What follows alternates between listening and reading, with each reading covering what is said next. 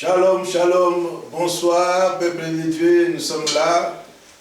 Nouvel an 2022, ça commence bien. Deuxième réunion. Et aussi, vous êtes grandement bénis en Jésus-Christ. C'est Jésus qui bénit. Donc voilà.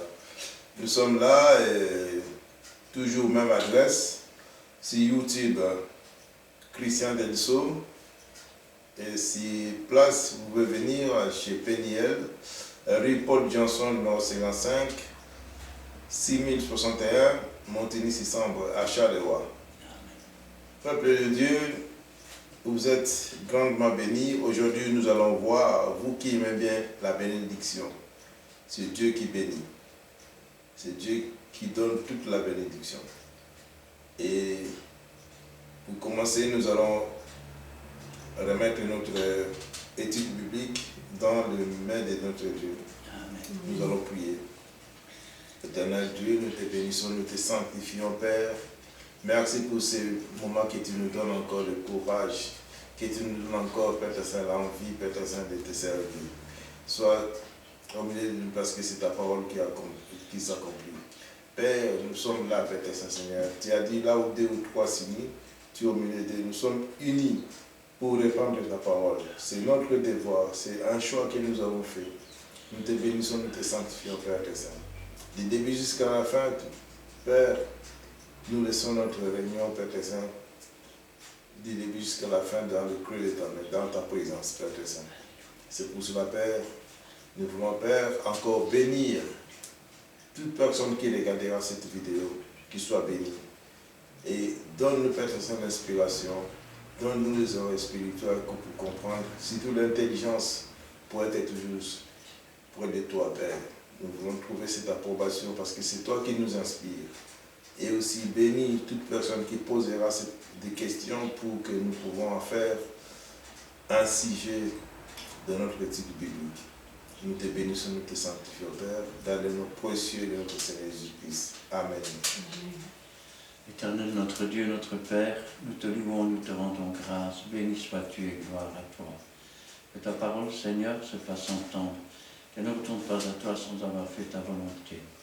Qu'elle soit une bénédiction pour ceux qui l'entendront et que toute la gloire t'en revienne. Gloire au Père, gloire au Fils et gloire au Saint-Esprit. Amen. Amen.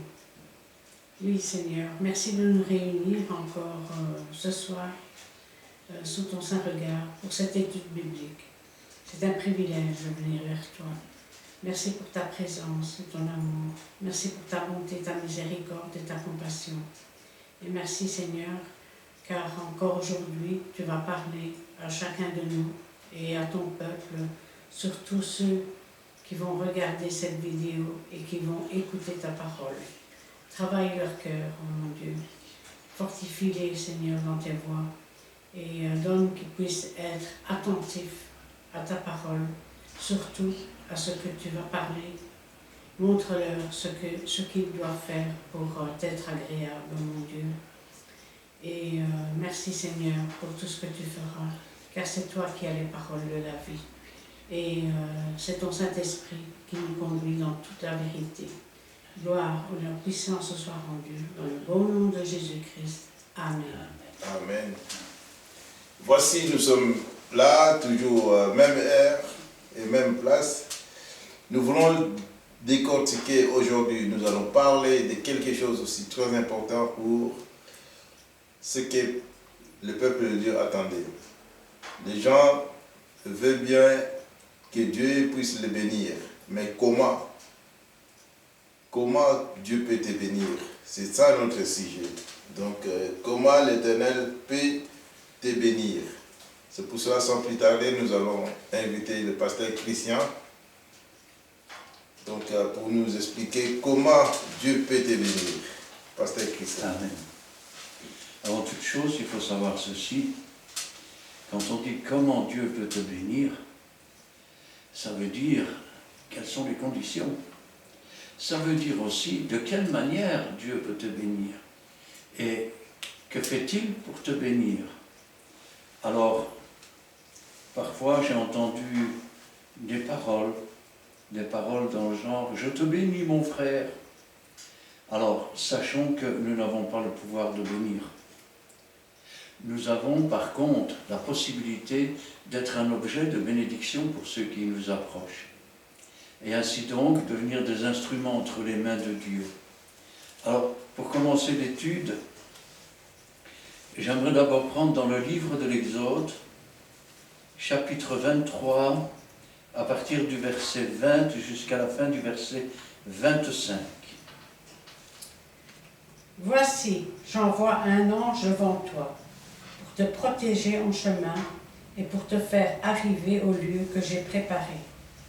Tiens-toi sur tes gardes en sa présence et écoute sa voix. Ne lui résiste point, parce qu'il ne pardonnera pas vos péchés, car mon nom est en lui. Mais si tu écoutes sa voix et si tu fais tout ce que je te dirai, je serai l'ennemi de tes ennemis et l'adversaire de tes adversaires. Mon ange marchera devant toi, et je conduirai et te conduira chez les Amoréens, les Zétiens, les Phérésiens, les Cananéens, les Éviens, les Jébusiens, et je les exterminerai. Tu ne te prosterneras point devant leurs dieux, et tu ne les serviras point. Tu n'imiteras point ces peuples dans leur conduite, mais tu les détruiras, et tu briseras leurs statuts.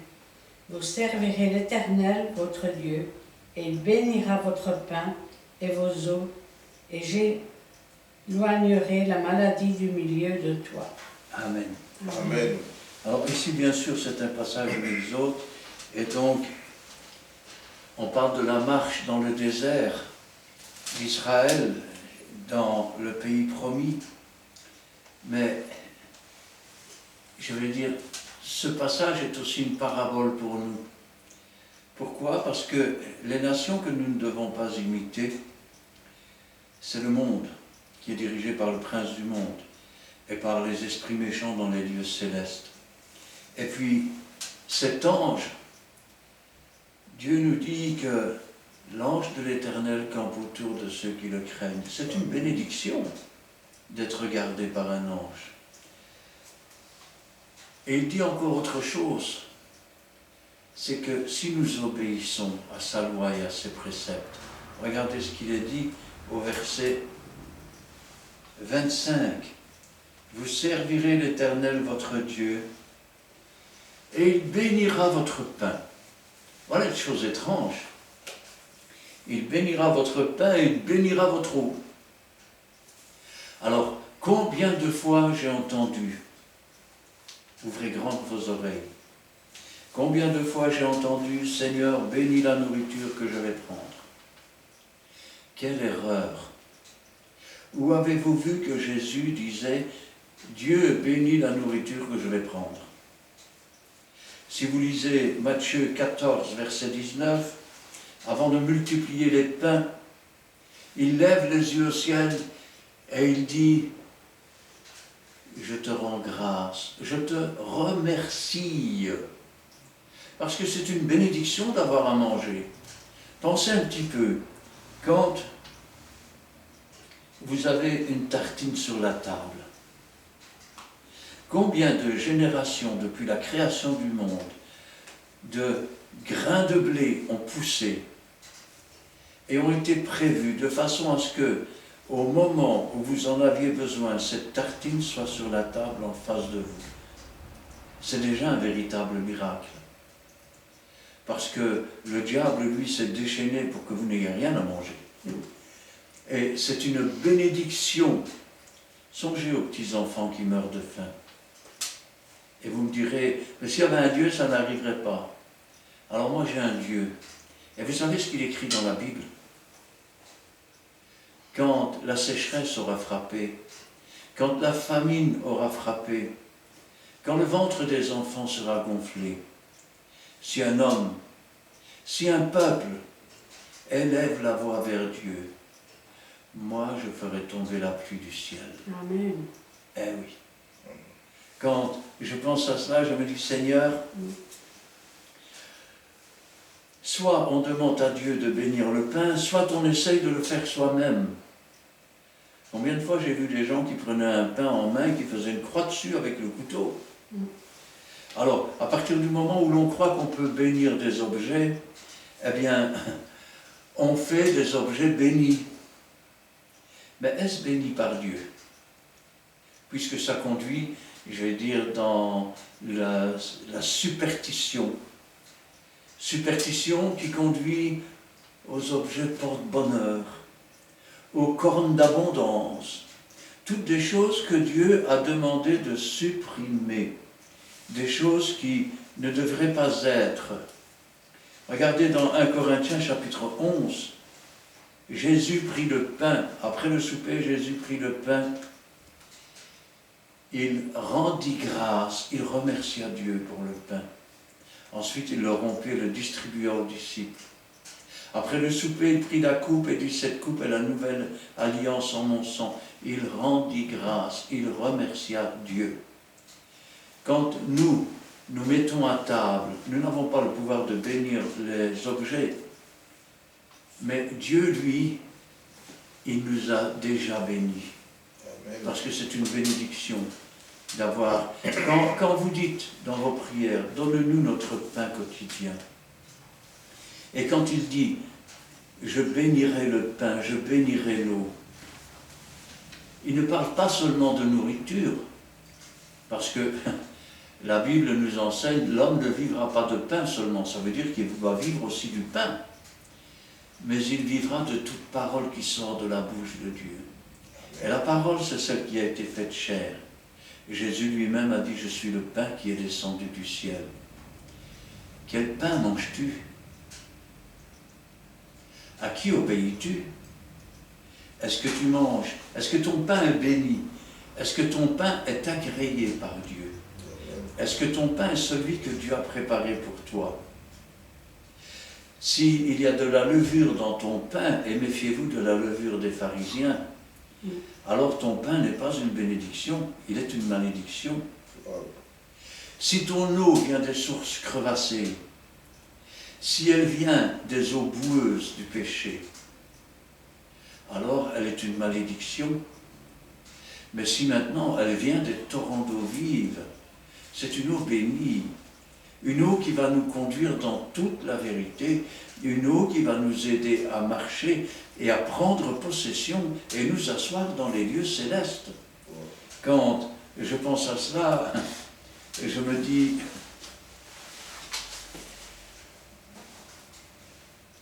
que pour pouvoir bénéficier de cette eau, il y a d'abord des conditions. Pour pouvoir bénéficier des bénédictions, il y a des conditions. Alors on parlait de l'eau et du pain. C'est le Saint-Esprit qui conduit dans toute la vérité. Et donc c'est lui en quelque sorte qui rend ce pain béni, puisqu'il prend de ce qui est au Père et qu'il nous l'apporte. Mais pour avoir le Saint-Esprit et pour avoir ce pain béni, pour que ce pain ne soit pas seulement un livre avec une belle histoire, mais que ce soit un pain qui va nourrir notre âme, qui va l'élever, qui va lui permettre de se rapprocher de Dieu. Amen. Pour que cela devienne comme cela, il faut l'obéissance. Dieu donne le Saint-Esprit à ceux qui lui obéissent, mais aussi à ceux qui lui demandent, à ceux qui s'attendent à recevoir quelque chose, parce qu'il faut avoir la foi. Sans la foi, il est impossible d'être agréable à Dieu. Si tu n'as pas confiance en Dieu, comment Dieu pourrait-il te bénir? Puisque quoi qu'il t'apporte, tu te méfieras toujours, et tu le repousseras. Alors, nous pouvons continuer maintenant dans le livre du Lévitique. Nous allons voir un petit peu, je vais dire, les conditions pour recevoir les bénédictions. On va voir les conditions, mais aussi le genre de bénédiction que Dieu peut nous apporter. Alors, Lévitique chapitre 26, et nous lirons là les 6 premiers versets. Lévitique chapitre 26, les 6 premiers versets. Vous ne vous ferez point d'idole. vous ne vous lèverez ni l'image taillée, ni statue, et vous ne placerez dans votre pays aucune pierre ornée de figures pour vous prosterner devant elle, car je suis l'Éternel, votre Dieu. Vous observerez mes sabbats et vous recevrez mon sanctuaire. Je suis l'Éternel. Si vous suivez mes lois, si vous gardez mes commandements et les mettre en pratique, je vous enverrai des pluies en leur saison, la terre donnera ses produits et les arbres des champs donneront leurs fruits. À peine aurez-vous battu le blé que vous toucherez à la vendage, et à la vendage atteindra le semail. Vous mangerez votre pain à satiété, et vous habiterez en sécurité dans votre pays.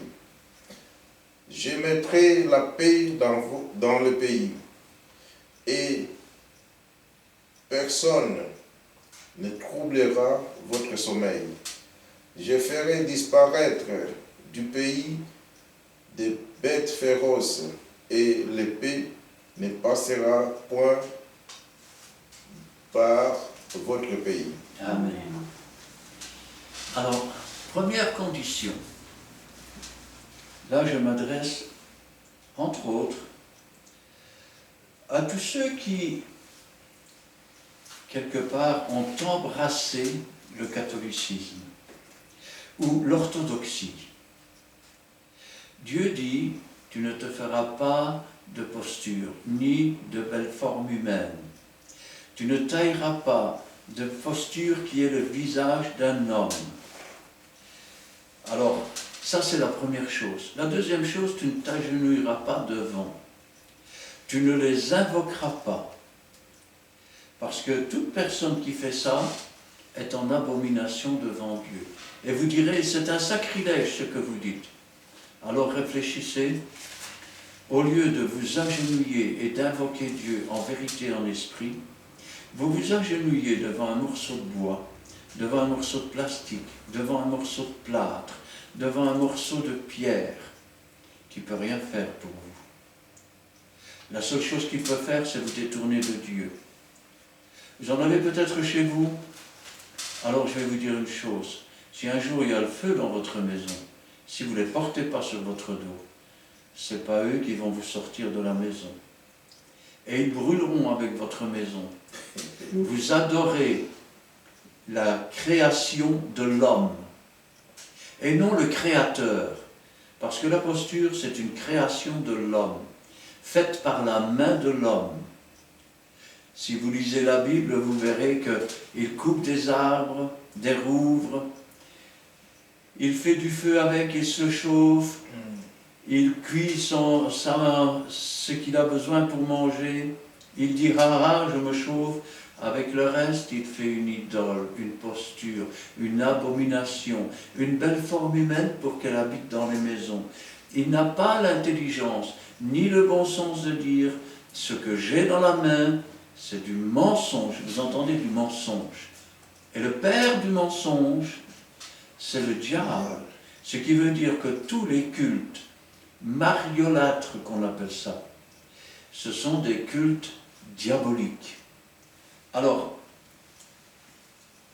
vous ne vous ferez point d'idole, vous ne vous élèverez ni image taillée ni statue. Et quand on dit idole, nous pourrions traduire cela aussi autrement. Vous ne mettrez rien au-dessus de Dieu. Vous aimerez votre Dieu de tout votre cœur, de toute votre pensée, de tout votre être. Ça fait partie des conditions. J'aime ma femme, j'adore Dieu. J'aime mes enfants, j'adore Dieu. J'aime ma maison, j'adore Dieu. Dieu doit toujours avoir la première place. Amen. Je pourrais même dire, je m'aime bien, mais j'adore Dieu. Eh oui. Ni statue, et vous ne placerez dans votre pays aucune pierre ornée de figures pour vous prosterner devant elle, car je suis l'Éternel votre Dieu. Vous observerez mes sabbats, et vous révérerez mon sanctuaire. Autrement dit, vous obéirez à la loi du Seigneur. Et qu'est-ce qu'il a dit Jésus? Il a dit aux Juifs, Moïse ne vous a pas donné le repos. Oui, il a donné un jour de repos, mais le véritable repos est ailleurs. Jésus a dit, je vous donne ma paix, je vous laisse ma paix, je ne vous donne pas comme le monde. Se reposer, c'est se reposer en Dieu. Pourquoi? Parce que dans le monde est agité, le monde court toujours après la consommation, et le monde est toujours insatisfait. Seul Jésus peut remplir un cœur, parce qu'il a fabriqué l'homme. Et ça aussi, c'est une bénédiction. Je suis l'Éternel. Si vous suivez mes lois, voyez la condition, il y a un si devant. Si vous suivez mes lois, si vous gardez mes commandements, pourrions dire mes commandements, mes ordonnances, mes préceptes, mes conseils, et les mettez en pratique. Oui, parce que le dire c'est bien, et le faire c'est mieux.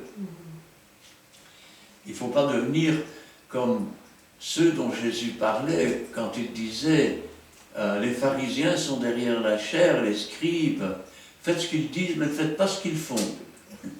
Nous devons être un témoignage aussi. Amen. Je vous enverrai, écoutez bien, je vous enverrai des pluies en leur saison. La terre donnera ses produits, et les arbres des champs donneront leurs fruits. Ça a deux sens.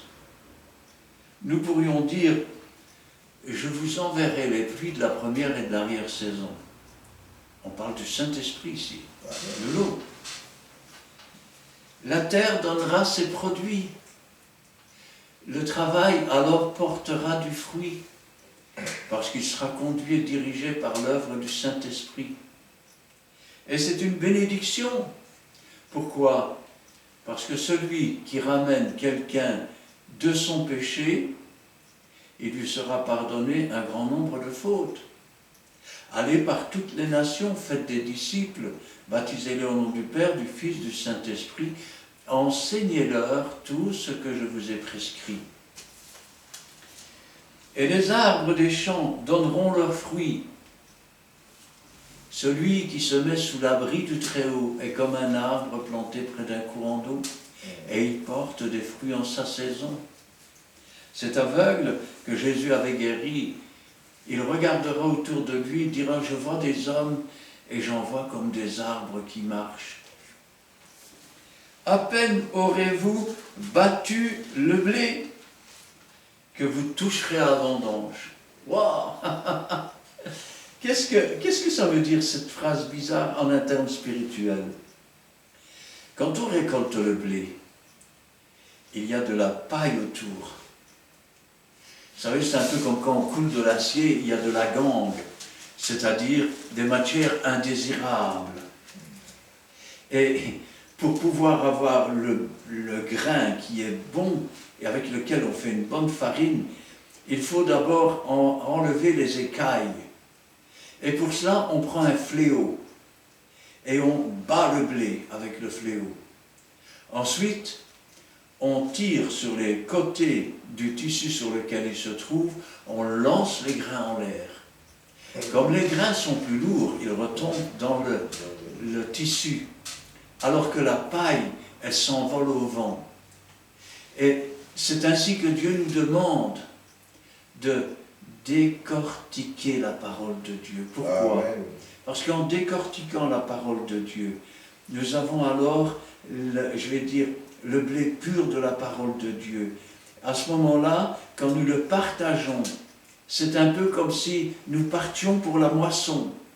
La moisson est grande, il y a peu d'ouvriers. Nous partons pour la moisson. Et c'est une bénédiction de pouvoir participer à l'œuvre du Seigneur. Amen. C'est aussi une chose par laquelle Dieu nous bénit. À peine avons-nous fini de moissonner ou de battre la parole pour avoir le blé pur de la parole de Dieu et que nous nous en sommes nourris, que déjà nous en sommes au semail. C'est pour ça que souvent je dis Seigneur que cette parole ne retourne pas à toi sans avoir donné de la semence à celui qui sème, sans avoir donné du pain à celui qui mange. Ça aussi, c'est une bénédiction qui vient de Dieu. Sans moi, vous ne pouvez rien faire, a dit Jésus. Mais je sais qu'avec Jésus, tout est possible, car tout est possible à celui qui croit. Et ça aussi, c'est une bénédiction. Amen. Alors, si vous suivez mes lois, si vous gardez mes commandements et les mettez en pratique, je vous enverrai les pluies en leur saison. La terre donnera ses produits, et les arbres des champs donneront leurs fruits. À peine aurez-vous battu le blé, que vous toucherez à la vendange. Et la vendange atteindra les semailles. Vous mangerez votre pain à satiété. Je vais le dire autrement. Wow. Ce que le monde n'a jamais pu faire, qu'il vous a toujours manqué quelque chose, vous serez enfin rassasiés. Ça veut dire que vous ne manquerez de rien. Rappelez-vous ce que David disait, « L'Éternel est mon berger, je ne manquerai de rien ». Ça aussi, c'est une bénédiction. Amen. Alors, et vous habiterez en sécurité dans votre pays. Cela veut dire que vous pourrez résister fermement au diable. Il s'enfuira loin de vous. Cela veut dire que vous marcherez sur les scorpions et les serpents et qu'ils ne vous feront aucun mal. Cela veut dire que si quelqu'un vient avec de l'eau empoisonnée ou un pain empoisonné ou de l'huile avec une mouche dedans ou de la farine avec de la levure dedans, vous ne serez pas atteint. Pourquoi? Parce que vous êtes dans la vérité, parce que vous êtes animé par l'Esprit, et c'est une bénédiction de Dieu. Amen. Je mettrai la paix dans le pays, et personne ne troublera votre sommeil. Cela veut dire qu'une fois qu'on appartient au Seigneur, peu importe ce qui arrive, parce que, toute chose concourt au bien de ceux qui aiment Dieu. Si réellement vous aimez Dieu, vous marchez avec Dieu, quoi qu'il arrive, c'est une bénédiction. Vous allez dire, c'est une bénédiction s'il m'arrive une tuile qui me tombe sur la tête. Où est ton casque du salut?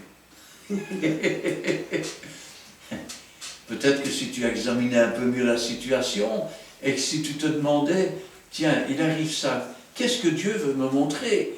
Qu'est-ce qu'il veut que je fasse? Alors peut-être comprendrais-tu que toute chose concourt à ton bien. Et de plus, une autre bénédiction, c'est que Dieu ne mettra jamais quelque chose qui dépasse ce que tu peux supporter. Ce qui veut dire que tu as l'épreuve, c'est une épreuve, c'est pour ton bien. Tu apprends par les choses que tu as souffert, l'obéissance et la foi. C'est une bénédiction.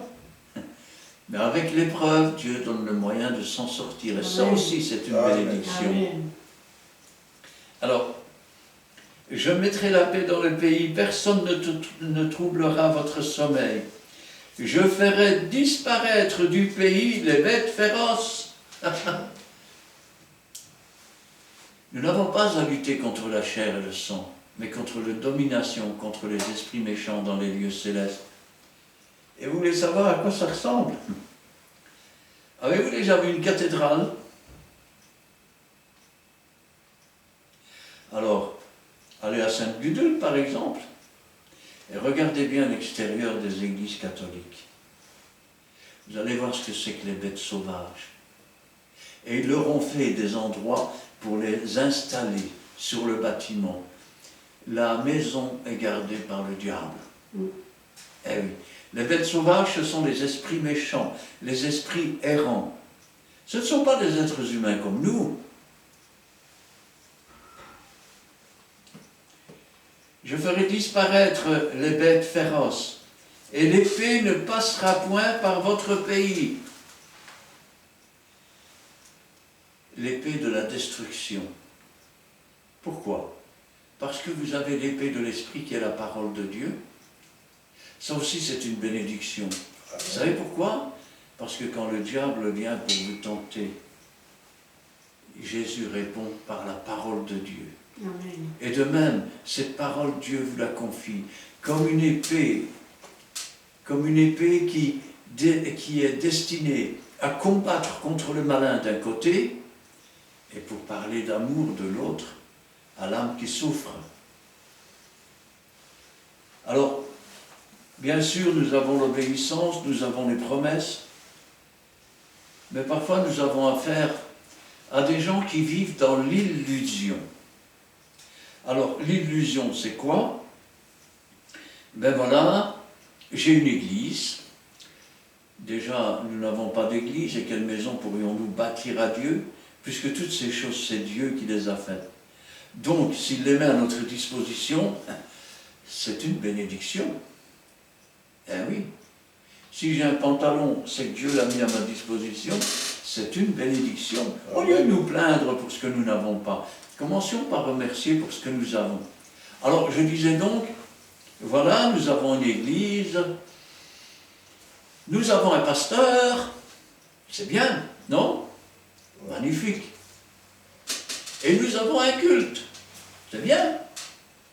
Oui, mais nous n'obéissons pas à Dieu.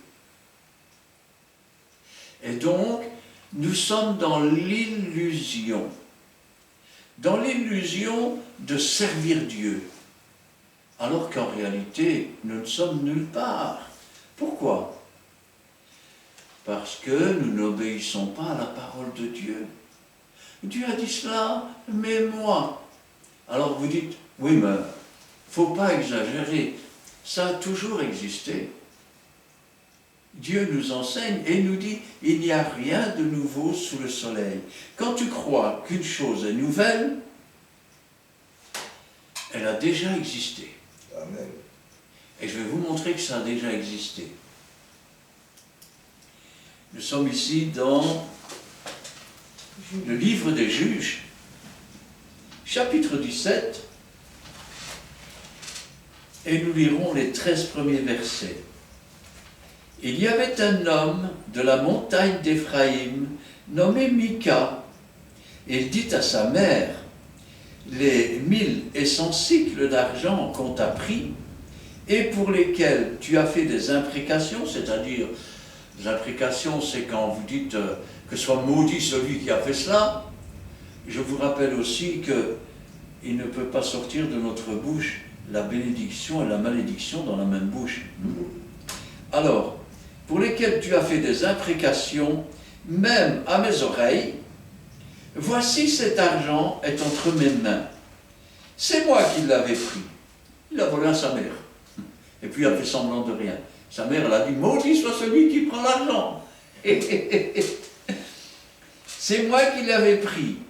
Et sa mère dit, béni soit mon fils par l'Éternel. Il rendit à sa mère les 1100 cycles d'argent. Et sa mère dit, regardez bien, ça part d'un bon sentiment. Elle veut offrir à Dieu. Elle veut faire quelque chose pour Dieu en remerciement. Mais elle ne tient pas compte de ce que Dieu demande et de ce que Dieu dit. Regardez bien. Et sa mère dit, je consacre de ma main cet argent à l'Éternel, afin d'en faire pour mon fils une image taillée, une image en fonte, et c'est ainsi que je te le rendrai. Dieu a dit, vous ne ferez pas d'image taillée, vous ne ferez pas de représentation. Elle se fait une idole, et elle l'a fait pour remercier Dieu. Vous croyez que c'est une façon de remercier Dieu? Non. Tiens, par exemple, je vais le dire comme ça, vous mettez une assiette avec du bon manger sur la table. Vous dites, tu ne vois pas le rapport. David disait, tu dresses une table devant moi en face de mes adversaires. Et sur la table, vous mettez quelque chose de succulent. Et puis, votre enfant se lève et il va manger chez le voisin les choses de la gamelle du chien. Le chien, c'est celui qui retourne en arrière. Vous seriez fâché, non? Eh bien, cette femme est retournée manger la gamelle du chien en faisant cette image. Elle ne se nourrit plus de la parole de Dieu, elle se nourrit de ses propres désirs. Et elle prend ses désirs pour la parole de Dieu. Ça peut être grave. Aujourd'hui, il y a combien d'églises dans lesquelles on prend ses désirs pour la parole de Dieu? Tenez, pas plus tard que tout à l'heure, parce que j'essaie toujours de m'informer des choses qui se passent dans le monde. Eh bien, j'ai vu une église qu'on a ouverte, et dans cette église, le but est que les femmes couchent avec tous les hommes, pour enlever la jalousie des femmes. J'ai vu une autre église où on procède au baptême d'eau des femmes, c'est-à-dire qu'il y a une espèce de bassine en zinc, les femmes se mettent toutes nues, elles viennent se mettre dans la bassine, le premier pasteur les lave, et après qu'elles se soient essuyées dans un essuie-éponge, le deuxième les oint d'huile sur tout le corps. Cherchez où est l'erreur. Et je ne vous parle pas encore, je vais dire, de l'église de Toronto, où les gens se promenaient avec des laisses de chien à 4 pattes. Ça veut dire que, à partir du moment où on reçoit un esprit de mensonge, parce qu'on n'a pas eu l'amour de la vérité, on croit vraiment servir Dieu, mais on ne sert pas Dieu. On sert Mammon, on boit, on essaye de boire la coupe du Seigneur, mais on boit la coupe des démons. Combien d'églises aujourd'hui sont dirigées par des faux pasteurs, par des faux anciens, par des faux diacres? C'est pour ça que la bénédiction n'y est pas. Et même leurs miracles sont des miracles mensongers. Il arrive parfois dans les églises qu'on paye des gens pour venir faire semblant de faire un miracle. Tenez, pas plus tard qu'il y a 15 jours, je regardais le titre de la vidéo « Un pasteur qui vole ». Pas voler comme ça, hein? Non, non. Il a une ceinture, il est attaché à un câble, il prêche et il vole. Je ne sais pas, il se prend peut-être pour un ange, ou peut-être qu'il se dit, comme ça, je l'évite, mais avec un câble, hein, parce que si tu coupes le câble, il va tomber bien bas. Hein. Alors, c'est ainsi que je te le rendrai. Il rendit à sa mère l'argent. Sa mère prit 200 cycles d'argent. Elle donna l'argent au fondeur, qui en fit une image taillée, une image en fonte. On les plaça dans la maison de Mika. Ce Mika avait une maison de Dieu. Il y a des maisons, des églises de maisons, avec de vrais pasteurs. Amen. C'est bien. Il y a aussi des bâtiments réservés uniquement, je vais dire, pour l'Église, que l'on appelle des temples. Quoique le temple, ce soit nous. Dans certaines de ces églises, eh bien, ces gens ne valent pas mieux que ce Mika. Il avait une église, il a rendu l'argent, on a fait une idole. Et c'est pas fini, regardez. Mika avait une maison de Dieu. Il fit un éphod et des téraphins, et il consacra l'un de ses fils qui lui servit de prêtre.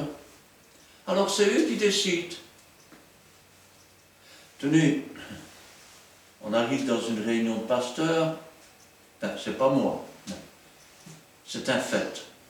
C'est des choses qui sont arrivées. On arrive dans une maison de pasteurs, ah, je vous présente le frère, c'est un évangéliste. On rencontre 8 jours plus tard ailleurs. Ah, bonjour, frère évangéliste. Je ne suis pas évangéliste, moi je suis musulman.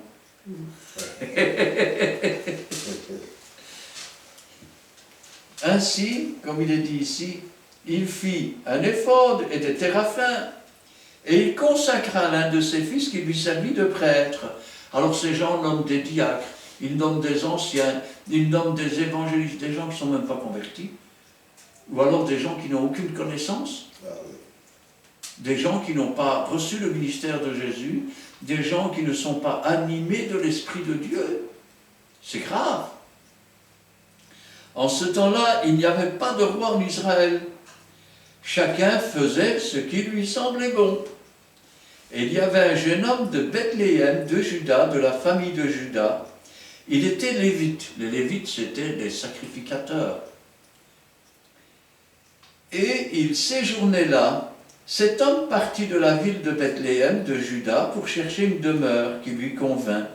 Et poursuivant son chemin, remarquez, il ne cherche pas la voie de Dieu, il ne cherche pas l'endroit où Dieu va le conduire, mais il cherche un endroit où il va pouvoir faire le prêtre, un endroit qui lui convient à lui,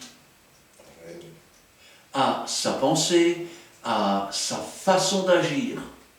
Parce que si l'endroit ne lui plaît pas, parce que là, on ne fait pas de compromis avec Dieu, alors il n'ira pas. Et regardez ce qui se passe. Hein? Donc, comme il est dit ici, cet homme partit de la ville de Bethléem, de Juda, pour chercher une demeure qui lui convint. En poursuivant son chemin, il arriva dans la montagne d'Éphraïm, jusqu'à la maison de Mika. Entré dans cet endroit, il aurait dû dire non, désolé, il y a des idoles, je ne veux pas. Eh bien non, c'est un mercenaire. Il ne veut pas travailler. Vous dites, ah, non, parce que travailler c'est trop dur, et regarder c'est pas beau. Et demander de la charité, je ne sais pas le faire. Donc, je vais me choisir une église selon mes propres pensées, mes propres volontés, et selon ce qui me convient. Alors, Mika lui dit, d'où viens-tu? Il répondit, je suis lévite, de Bethléem de Juda, et je voyage pour chercher une demeure qui me convienne. Il ne voyage pas pour trouver la demeure dans laquelle Dieu veut le conduire afin qu'il exerce son ministère, mais dans la maison qui lui convient à lui. Eh oui. Mika lui dit, reste ici avec moi, tu me serviras de père et de prêtre. Alors, que personne ne se fasse appeler père sur la terre. Le mot père signifie celui à qui on confie toute sa vie, à qui on ne demande aucun compte. Nous n'avons qu'un seul père, notre Père qui est dans les cieux. Amen. De père et de prêtre, je te donnerai 10 cycles d'argent par année, les vêtements dont tu auras besoin et ton entretien. Et le Lévite entra. Il se décida ainsi à rester avec cet homme, qui regarda le jeune homme comme l'un de ses fils. Mika consacra le Lévite, et ce jeune homme lui servit de prêtre. Regardez un peu quelle déviation totale. Les Lévites sont une tribu sacerdotale, ce sont des prêtres. Amen. Mais cet homme était probablement un rebut. Il ne se soumettait pas à la loi de Dieu. Et dès lors, dans les véritables endroits qui appartiennent à Dieu, on n'en voulait pas. Tout simplement, on lui disait, passe ton chemin. Alors il s'est trouvé une église à sa convenance. Et regardez, c'est un homme qui, je vais dire, quelque part, consacre. Quelqu'un qui est prêtre de par sa nature et de par la volonté de Dieu. Ça veut dire qu'il a quitté son sacerdoce de Lévite pour se consacrer au service de la désobéissance, au service de la rébellion, au service du mensonge, au service des idoles.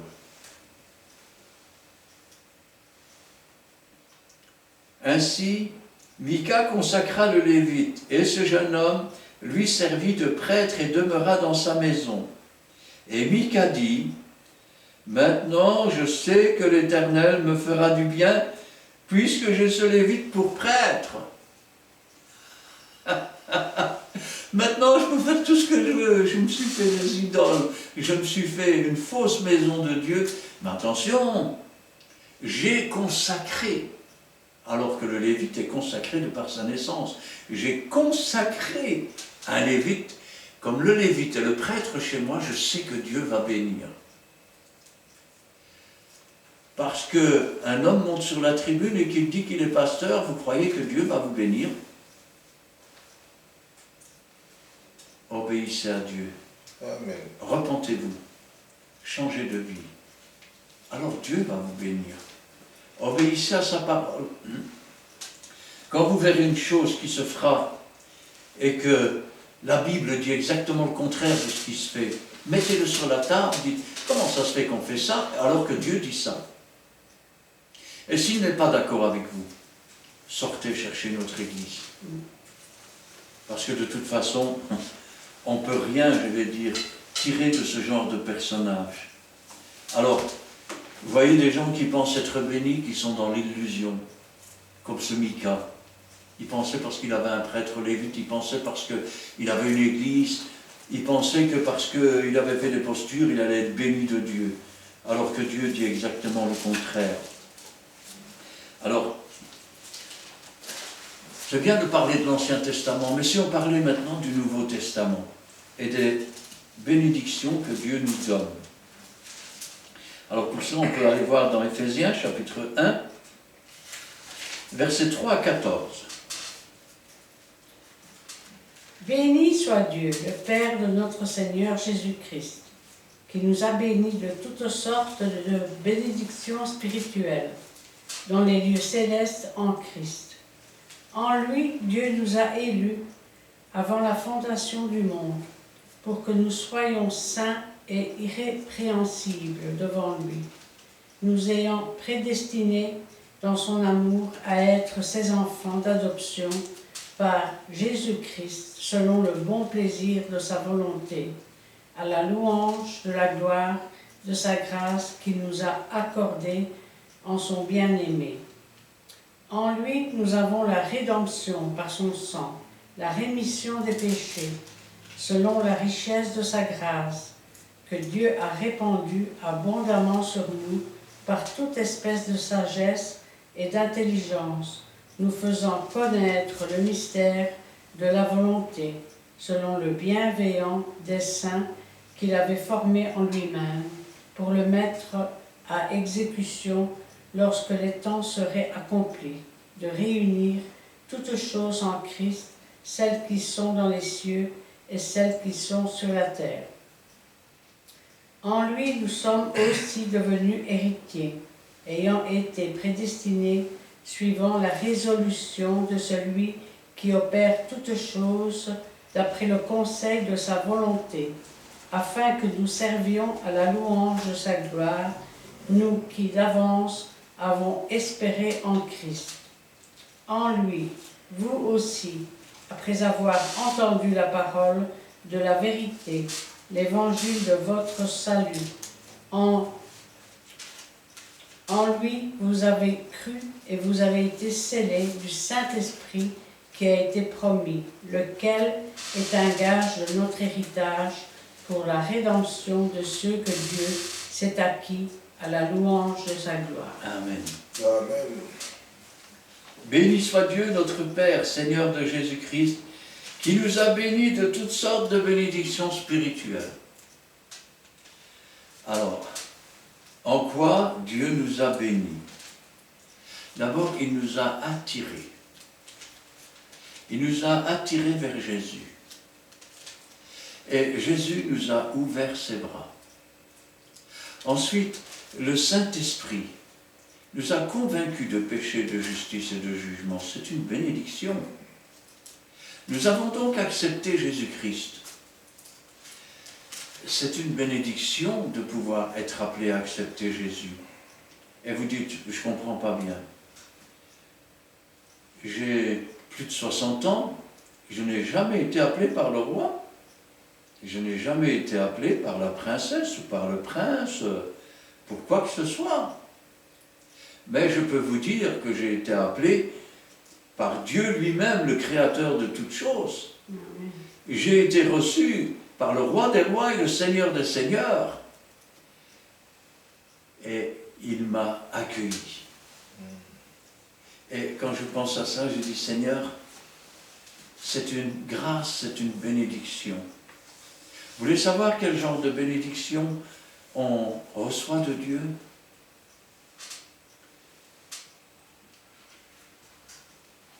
Tu ne peux pas t'empêcher de fumer, Dieu te délivre. Amen. Tu ne peux pas t'empêcher de boire, Dieu te délivre. Ce sont des bénédictions. Tu ne peux pas t'empêcher de te droguer, Dieu te délivre. Amen. Tu ne peux pas t'empêcher de tourner autour de toutes les femmes, Dieu te délivre. Tu es colérique, Dieu te délivre. Tu es fainéant, Dieu te délivre. Dieu fait tomber tes fers et tes chaînes. Amen. Ce sont toutes des bénédictions qu'il a préparées avant la fondation du monde. Parce qu'avant même que tu naisses, avant même que l'on ne parle de toi, avant même que le monde ne soit créé, Dieu avait visité tous les futurs. Et il a écrit ton nom dans un livre de vie. Ça aussi, c'est une bénédiction d'avoir son nom écrit dans le livre de vie. Tu sais pourquoi? Parce que ceux dont le nom n'est pas écrit n'entreront jamais dans le royaume des cieux. Eh non. Alors, tout ça, ce sont des bénédictions. En lui, il nous a élus. Il y a beaucoup d'appelés. Il y a beaucoup de gens qui sont attirés à Jésus. Il y a beaucoup de gens à qui Jésus ouvre les bras. Il a dit, je ne mettrai pas dehors celui qui vient à moi. Et pourtant, il y a peu d'élus. Parce qu'il y en a peu qui sont enclins à recevoir la parole de Dieu et à y obéir. Avant la fondation du monde, pour que nous soyons saints. Nous étions de misérables pécheurs, nous traînions dans la boue du péché, dans la saleté pour nos âmes, et Dieu a fait de nous des saints. Et vous dites, moi je vais à l'église et j'invoque les saints. Tu n'invoqueras pas les morts en faveur des vivants. Saint Pierre, Saint Paul, Saint Jacques sont morts. Ils attendent la résurrection. Marie est morte, elle attend la résurrection. Jésus-Christ est ressuscité, il est vivant. Je n'invoque pas un mort, j'invoque un vivant. Et il a fait de nous des saints, comme autrefois il a fait avec Paul, avec Jacques, avec Jean, qui sont auprès de lui dans le paradis. Aujourd'hui, c'est nous, et avec nous qu'il veut faire des saints. Irrépréhensible. On peut traduire ce mot par irréprochable. Dieu a fait de nous des gens irréprochables. Vous vous rendez compte des petits garnements qu'on était, irrépréhensibles devant lui, nous ayant prédestinés, nous ayant préparés avant, dans son amour. C'est une bénédiction que d'être aimé de Dieu. Amen. À être ses enfants, c'est une bénédiction d'être adopté par le Seigneur et par Dieu. De devenir le frère de Jésus. Ma mère, mes frères, mes sœurs, ce sont ceux qui écoutent la parole de Dieu et qui obéissent. Devenir un enfant de Dieu, être le fils de Dieu, c'est une bénédiction. Enfant d'adoption par Jésus-Christ, selon le bon plaisir de sa volonté, à la louange de la gloire de sa grâce. C'est une bénédiction que Dieu nous ait fait grâce.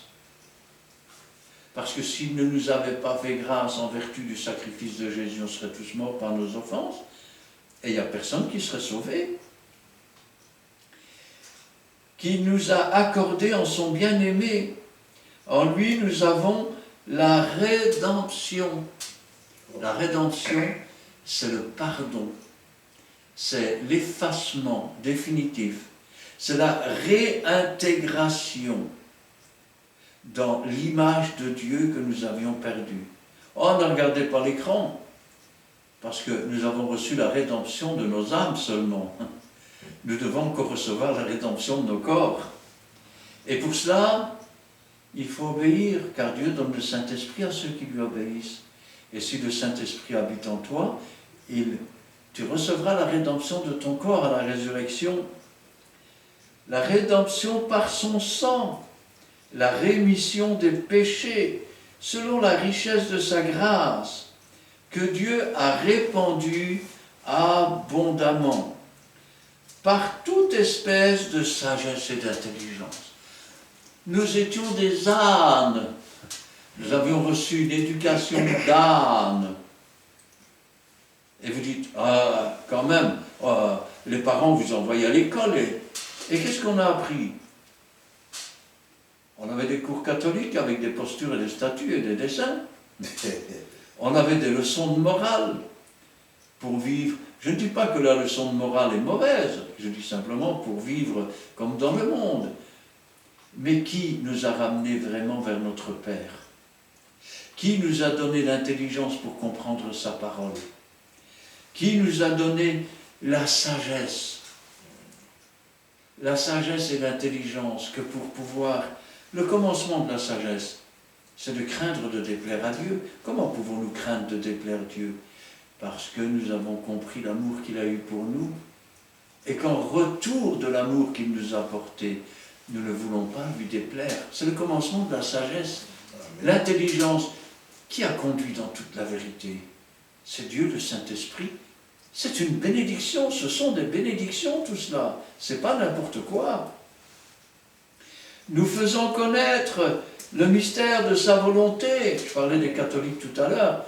Ils en sont encore au chapitre « Il est grand le mystère de Dieu ». Mais le Saint-Esprit nous a fait connaître les mystères de Dieu, afin que ce ne soit plus un mystère. Vous savez ce que signifie le mot mystère? Caché et ténèbres. Et il est vrai qu'il est encore caché et ténébreux pour eux.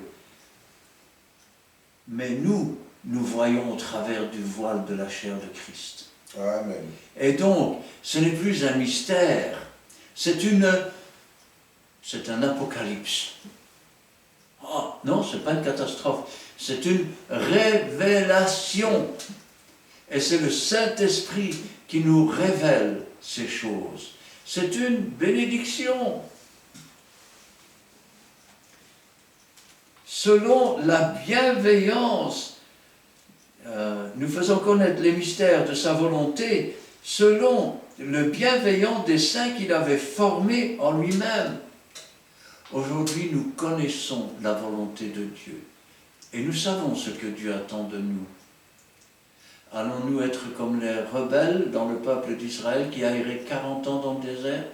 Allons-nous errer toute notre vie au milieu de ce monde comme au milieu d'un désert, au lieu d'entrer dans les lieux célestes, de nous asseoir avec Jésus-Christ et de marcher, de vivre selon l'Esprit, attendant son retour comme des serviteurs fidèles dans l'espérance et dans la joie, pour le mettre à exécution lorsque les temps seraient accomplis, de réunir toutes choses en Christ, celles qui sont dans les cieux et celles qui sont sur la terre. Un jour, nous serons réunis avec Jésus-Christ dans le ciel. Ainsi, les choses de la terre seront réunies avec celles qui sont dans le ciel. En lui, nous sommes aussi devenus héritiers. C'est une bénédiction d'être héritier. Ah, je vois qu'il y en a qui... Héritier, on doit hériter quelque chose. Hériter de toutes les promesses qui sont faites dans la Bible. Venez à moi, vous tous qui êtes fatigués et chargés, je vous donnerai du repos pour vos âmes. Ce sont les paroles du Seigneur. Amen. Celui qui vient à moi ne mourra jamais, quand bien même il serait mort, il vivra quand même. Jamais un enfant de Dieu ne mendiera son pain, ni sa postérité ne sera abandonnée. Ce sont toutes les bénédictions qui sont inscrites dans la Bible. Elles sont tellement nombreuses qu'on ne peut pas les citer toutes. Amen. On ne peut que survoler le sujet. Ainsi, d'après le conseil de sa volonté, afin que nous servions à la louange de sa gloire, nous qui d'avance avons espéré en Christ, afin que nous servions à sa louange. Rendez-vous compte quelle bénédiction, quel honneur de pouvoir être au service de Dieu et ainsi de pouvoir provoquer la louange de ceux qui nous côtoient. Et quand je pense à ça, je dis Seigneur, nous n'avons même pas mérité de pouvoir tourner les regards vers toi, tant nous étions dans le péché, dans la misère. Nous marchions et nous étions nous-mêmes dans la vallée de l'ombre de la mort. Et nous craignions. On craignait la mort, on craignait le lendemain, on craignait de ne pas avoir de quoi vivre. Mais le Seigneur est venu Il a dit, regardez les oiseaux du ciel. Ils ne sèment pas, ils ne moissonnent pas, et Dieu prend soin d'eux. Regardez les lys des champs. Salomon, dans toute sa gloire, n'a pas été vécu comme l'un d'eux. Et si Dieu revêt l'herbe qui séchera demain et sera coupée, jetée au fer, combien plus forte raison Dieu vous vêtira. C'est une bénédiction. Amen. En lui, après avoir entendu la parole de vérité. As-tu entendu la parole de vérité? As-tu compris que c'est toi qui as crucifié Jésus et que s'il est mort sur la croix, c'est à cause de tes péchés? C'est parce qu'il voulait prendre la punition que méritent tes péchés? L'évangile de votre salut, ça c'est la mauvaise nouvelle. Il a pris notre place, il a souffert pour ça. Mais la bonne nouvelle, c'est afin que si nous acceptions le sacrifice qu'il a fait, que nous soyons lavés de nos péchés. C'est une bénédiction. Que nous devenions un enfant de Dieu, c'est une bénédiction. Que nous marchions vers le ciel, c'est une bénédiction. Que nous soyons réconciliés avec Dieu, c'est une bénédiction. Que nos fers tombent, que nos chaînes soient brisées, c'est une bénédiction. En lui, vous avez cru. Et ça aussi, c'est une bénédiction. Parce que la foi vient de ce qu'on entend. Ce qu'on entend vient de la parole de Dieu. Mais c'est l'Esprit de Dieu qui convainc de péché, de justice et de jugement.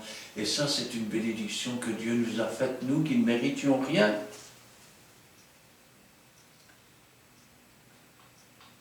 Et vous avez été scellés du Saint-Esprit qui avait été promis.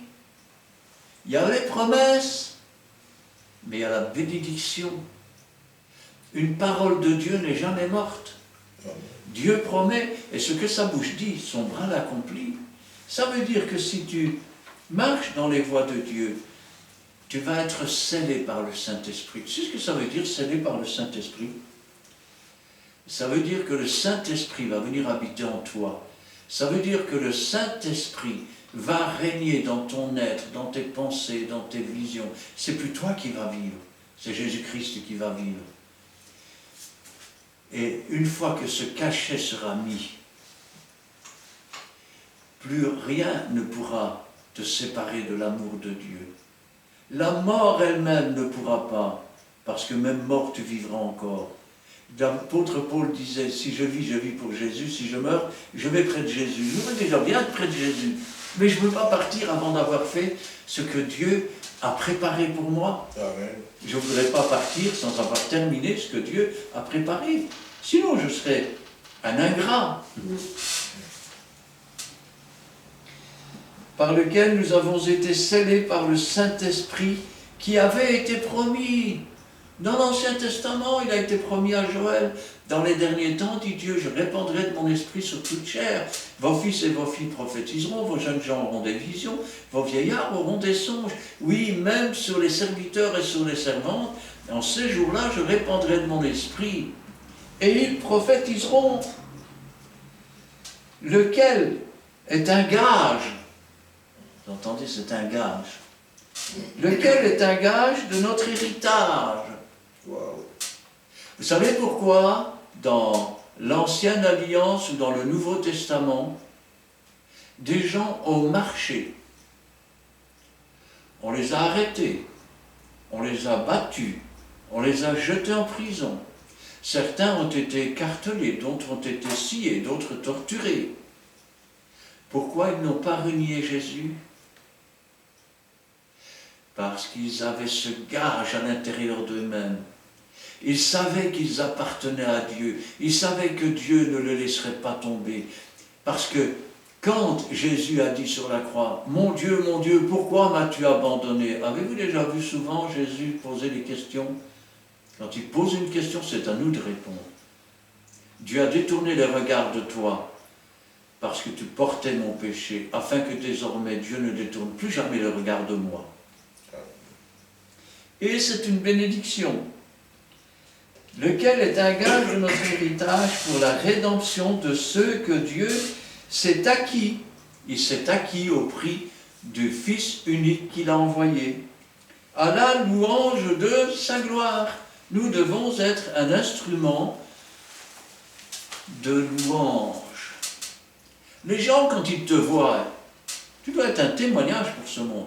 Ils doivent dire, ce gars, cette femme, elle a quelque chose que je n'ai pas. Et je voudrais bien ce quelque chose. On parlait de l'illusion tout à l'heure. Je me souviens d'un témoignage. Quand j'ai entendu cela, je pense que j'avais de la chance d'être bien assis quand on m'a raconté cela. Alors c'est un jeune couple, ils sont arrivés le dimanche à l'église, dans une église, et ils sont montés sur la tribune. Frère, est-ce qu'on peut rendre témoignage?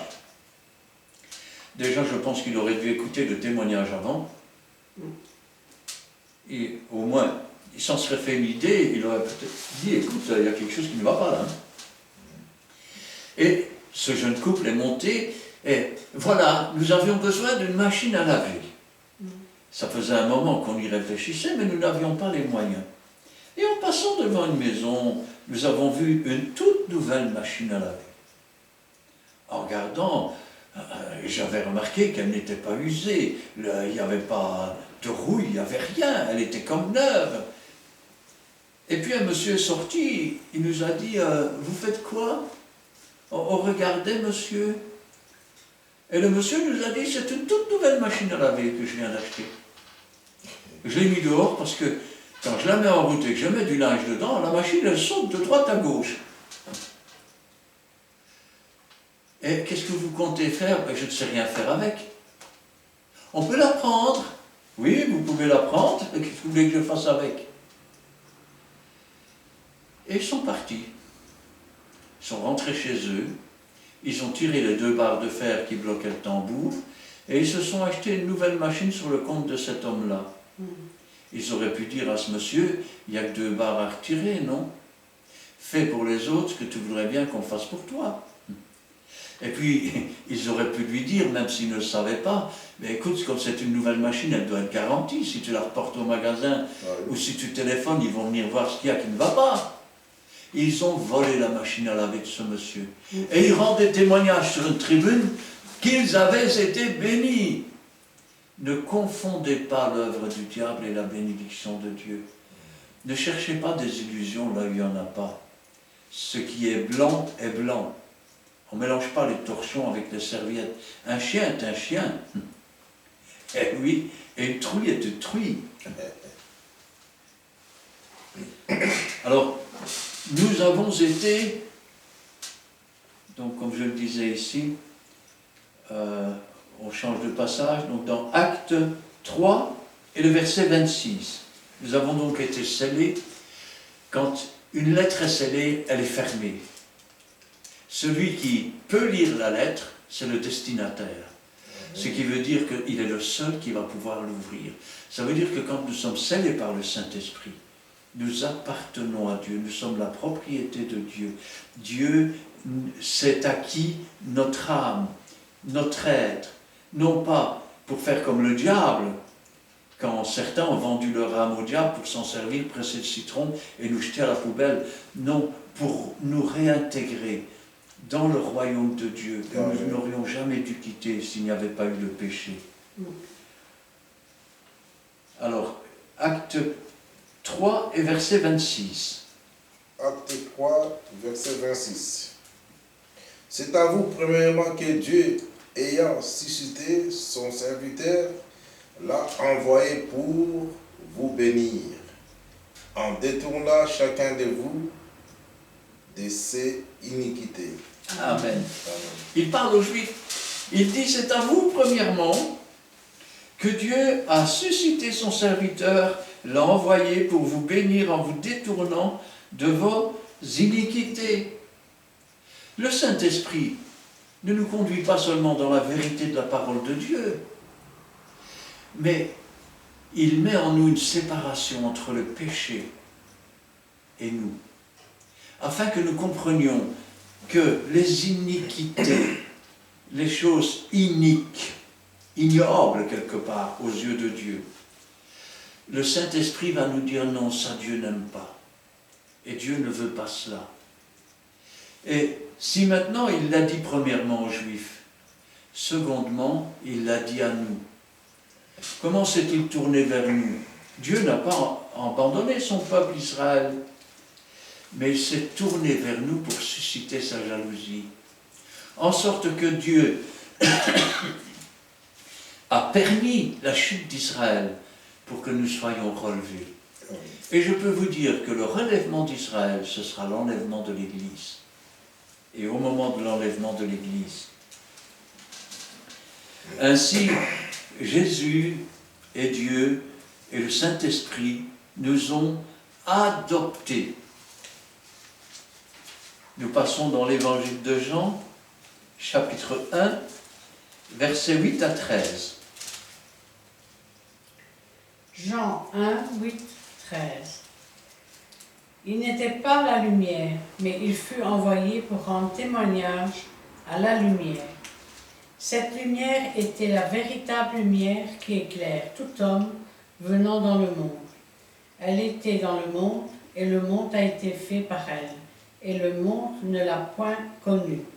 Elle est venue chez les siens, et les siens ne l'ont point reçue.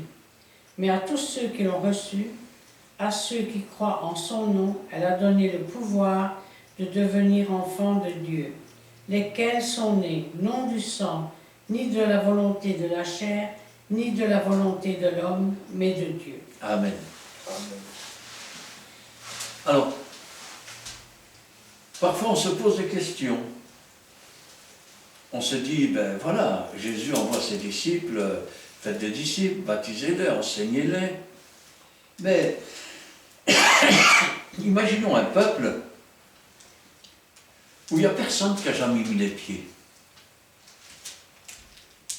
Et où jamais quelqu'un n'est venu parler de Jésus. Alors dites-moi, comment pourrait-il comprendre, savoir? Alors, je réponds toujours par une question.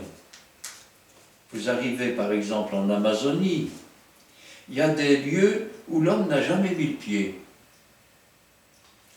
Vous entrez dans un village et vous êtes accueillis à bras ouverts.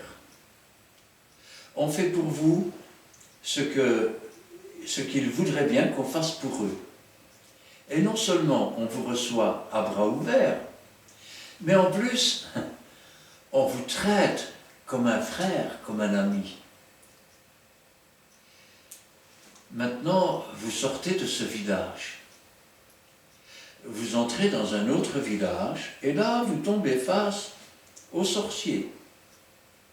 Ben, attendez, il n'y a aucun homme blanc qui est allé par là, il n'y a aucun sorcier de chez nous qui est allé par là. Comment est-ce qu'ils ont fait pour avoir un sorcier?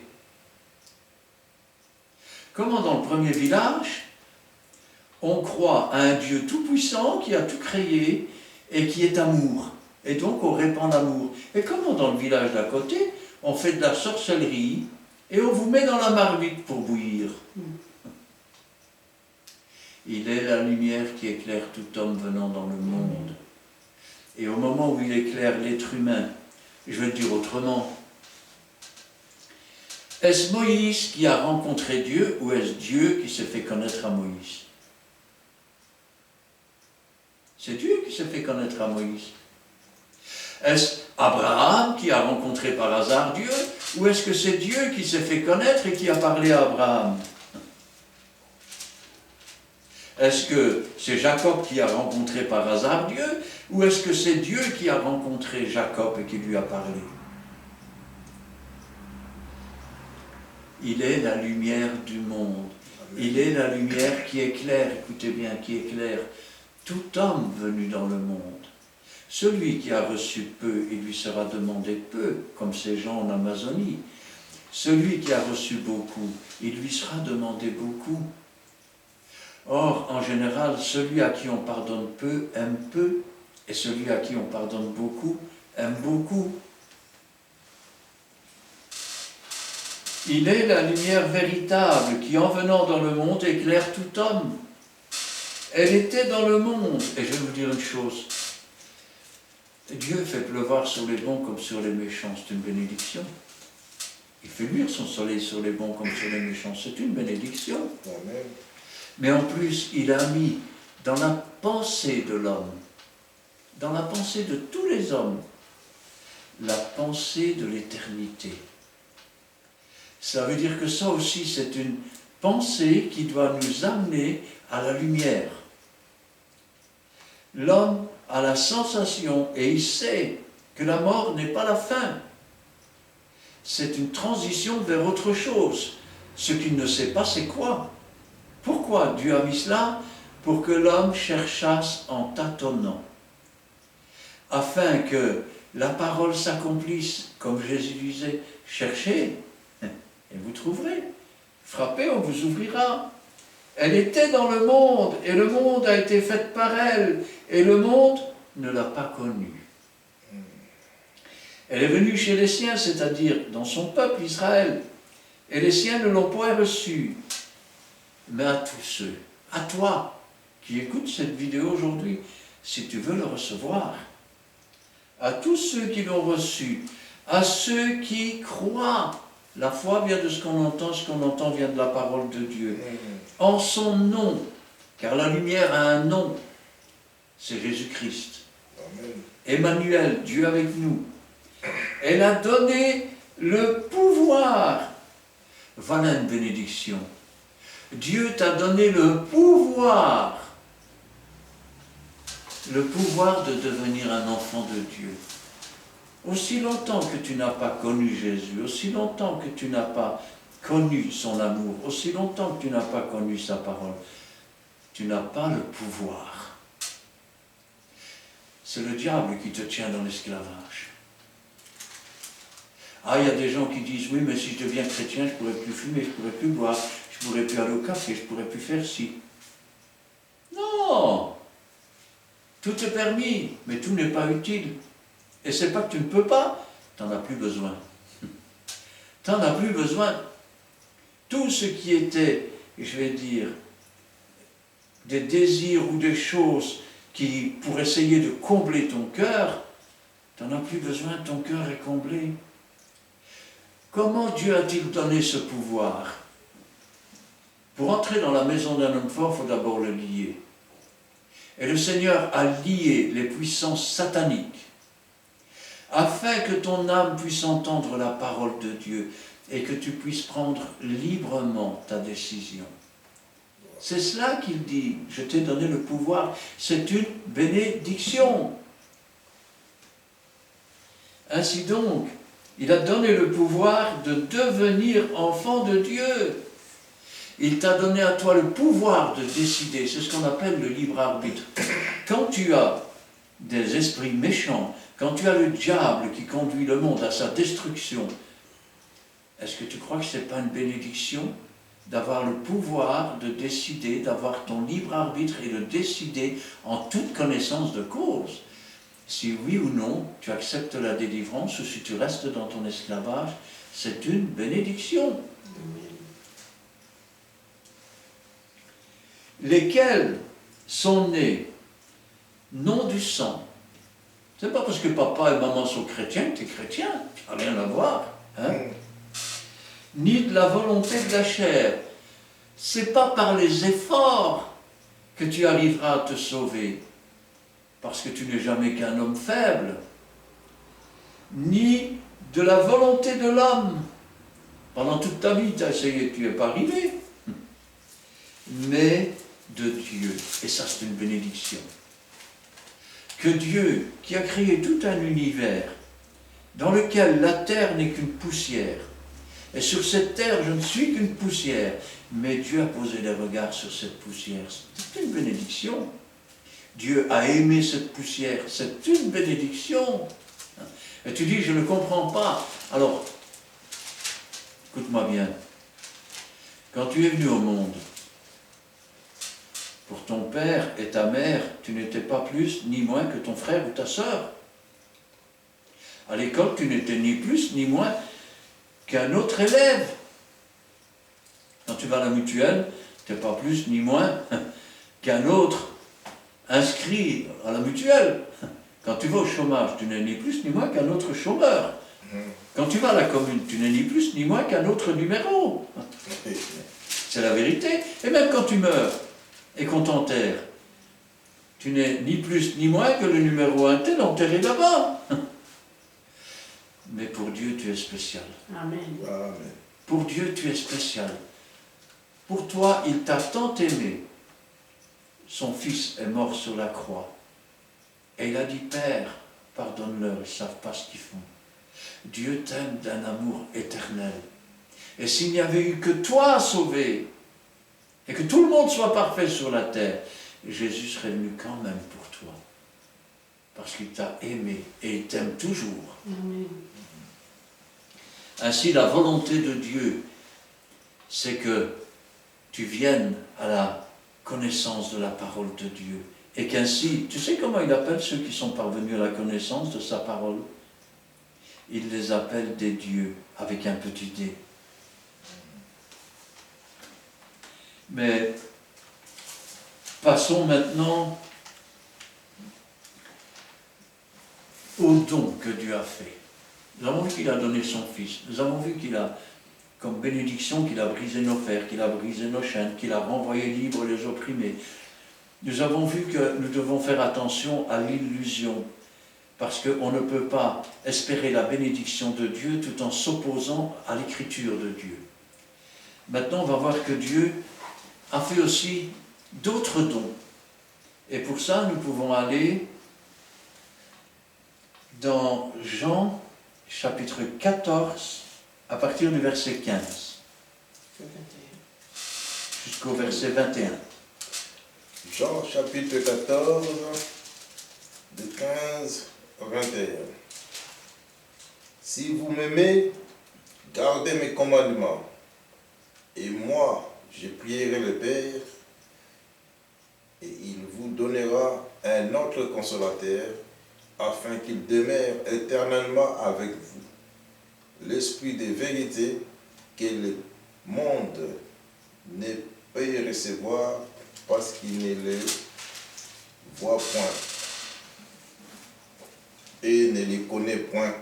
Mais vous, vous le connaissez, car il demeure avec vous et il sera en vous. Je ne vous laisserai pas des orphelins. Je viendrai à vous. Encore un peu de temps, et le monde ne me verra plus. Mais vous, vous me verrez, car je vis, et vous vivrez aussi. En ce jour-là, vous connaîtrez que je suis à mon Père, et que vous êtes à moi, et que je suis en vous. Celui qui a mes commandements et qui les garde, c'est lui qui m'aime. Et celui qui m'aime sera aimé de mon Père. Je l'aimerai et je ferai connaître à lui. Amen. Et je me ferai connaître à lui. Amen. Amen. Regardez quelle miséricorde, quelle bonté, quel amour. Jésus aurait voulu rester avec ses disciples. Aujourd'hui, il serait peut-être encore sur la terre, et peut-être que nous irions à Jérusalem pour le voir. Mais qu'est-ce qu'il a dit? Il n'a pas regardé à son propre intérêt. Il n'a pas regardé à sa propre gloire. Non, il a dit, il vous est avantageux que je m'en aille. Si je ne m'en vais pas, le Saint-Esprit ne viendra pas. Ça veut dire que s'il ne remonte pas au ciel et s'asseoir à la droite de Dieu et être élevé au-dessus de tout, à l'exception de Dieu lui-même, le Saint-Esprit ne viendra pas. Ce qui veut dire qu'alors nous ne serions pas scellés par l'Esprit de Dieu. Ça veut dire qu'alors nous n'aurions pas part non plus à la résurrection des morts dans des corps glorifiés. Mais Jésus a dit, vous êtes avantageux que je m'en aille. Mais il dit aussi, je ne vous laisserai pas orphelins, je vous enverrai. Je vous enverrai. Il dira même, et moi je prierai le Père, et il vous enverra.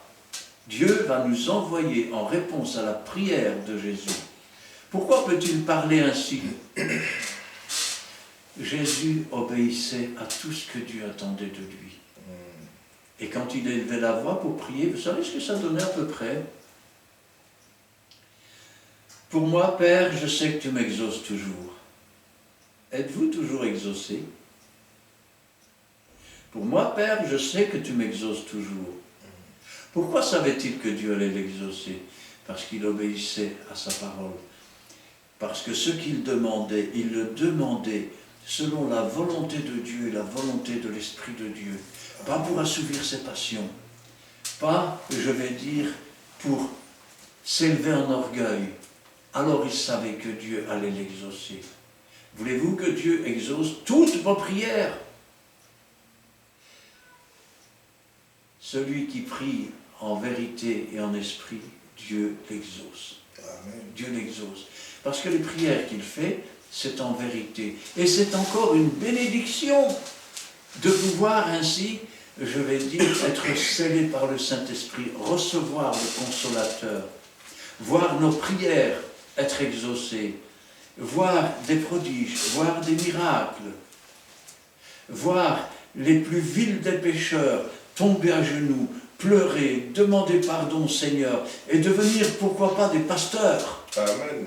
Eh oui, des gens qui conduisent le troupeau du Seigneur parce qu'ils ont été lavés, parce qu'ils ont été purifiés, parce qu'ils ont été sanctifiés, parce que Jésus n'a pas pensé qu'à lui et parce que nous avons reçu le Saint-Esprit.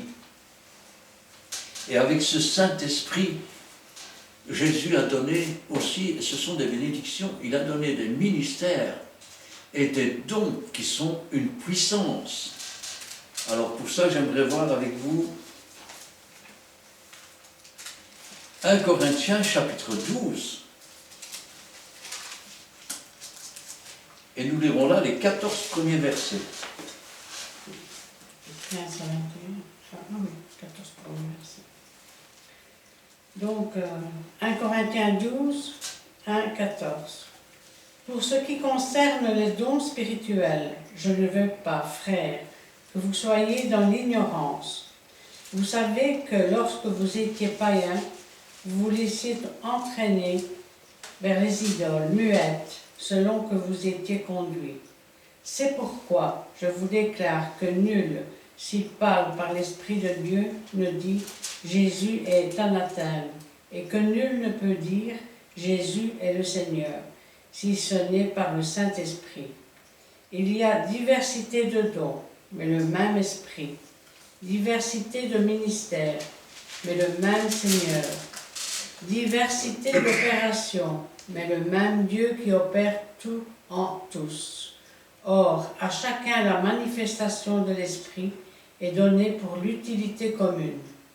En effet, à l'un est donné par l'Esprit une parole de sagesse, à un autre une parole de connaissance, selon le même Esprit, à un autre la foi, par le même Esprit, à un autre le don des guérisons, par le même Esprit, à un autre le don d'opérer des miracles, à un autre la prophétie, à un autre le discernement des esprits, à un autre la diversité des langues, à un autre l'interprétation des langues. Un seul et même Esprit opère toutes ces choses, les distribuant à chacun en particulier comme il veut.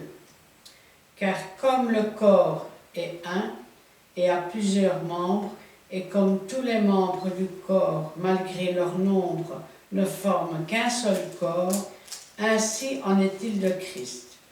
Nous avons tous, en effet, été baptisés dans un seul esprit pour former un seul corps, soit juif, soit grec, soit esclave, soit libre, et nous avons tous été abreuvés d'un seul esprit. Ainsi le corps n'est pas un seul membre, mais il est formé de plusieurs membres. Amen. Amen. Regardez ce que la Bible nous dit. Il y a Dieu, il y a Jésus, il y a le Saint-Esprit. Et les trois forment un dans le travail, avec chacun, je vais dire, une action différente. Ainsi, il y a diversité de dons, mais le même esprit. C'est le Saint-Esprit qui donne des dons. Vous savez ce que c'est que de recevoir un don? C'est quand vous recevez de la part du Saint-Esprit une puissance, le Saint-Esprit qui est en vous. On pourrait dire autrement, parce qu'on parle de don. Oui, Dieu fait le don aux hommes, et c'est une bénédiction. Mais rappelez-vous que toute cette grande puissance, elle est dans un vase de terre, afin que l'homme ne se glorifie pas. Et Dieu a dit, je ne donnerai pas ma gloire à un homme. Alors je vais le dire autrement. Parce que beaucoup disent, il a le don de guérison, il a le don de chasser les démons, il a le don de faire des miracles. Non. Le Saint-Esprit qui est en nous lâche une puissance. Et cette puissance agit. Ainsi, ce n'est pas nous qui agissons, parce que par nous-mêmes, nous ne pouvons rien. Et ces dons, c'est ce même esprit qui distribue, c'est-à-dire qui les met en œuvre. Parce que quand on dit qu'il les distribue, il y a certaines personnes qui s'imaginent avoir le don, le posséder, et quelque part tirer, je vais dire, le Saint-Esprit comme une marionnette quand ils en ont envie. Or, c'est le Saint-Esprit qui le distribue à chacun en particulier, comme il le veut. Ou on pourrait dire, plutôt que de le distribuer, qu'il le manifeste au travers de chacun de nous, comme il le veut. Ainsi, il y a diversité de dons, et c'est le Saint-Esprit qui le fait. Il y a diversité de ministères, et c'est le même Seigneur. De même que c'est Jésus qui baptise du Saint-Esprit, c'est Jésus qui donne les ministères. Ainsi, Jésus donne les ministères, le Saint-Esprit donne les dons. Et regardez, Dieu n'est pas de reste. Il y a diversité d'opérations, diversité de façons. Dieu agit tantôt d'une façon, tantôt de l'autre. C'est Dieu qui dirige la façon d'agir. Ce qui veut dire que ce soit Jésus, que ce soit le Saint-Esprit, que ce soit Dieu, ils sont comme liés, soudés. C'est une trinité, mais ils sont un en pensée, un en action. Ils sont un dans leur façon d'agir. Et ce qui est encore plus merveilleux, c'est qu'à partir du moment où on devient un enfant de Dieu, qu'on est scellé par le Saint-Esprit, qu'on obéit, eh bien, laissez-moi vous dire que nous sommes un aussi. Ça veut dire que Jésus et moi, c'est un. Moi et Jésus, c'est un. Moi et Dieu, c'est un. Dieu et Jésus, c'est un. Moi et le Saint-Esprit, c'est un. Le Saint-Esprit et moi, c'est un. Ce qui était charnel autrefois est disparu. Un homme nouveau est né. C'est un homme de Dieu. Un homme qui appartient à Dieu. Un homme qui est un instrument de Dieu, dont Dieu se sert. C'est une bénédiction. Et une très grande bénédiction. Regardez un petit peu. Il y a diversité d'opérations, mais le même Dieu qui opère tout en tous. Or, à quelques-uns, non, à chacun. Mais moi, je ne le vois pas. Repens-toi. Commence par obéir. Et puis, s'il y a des choses que tu as remarquées qui ne sont pas conformes à la parole de Dieu, obéis à Dieu plutôt qu'aux hommes.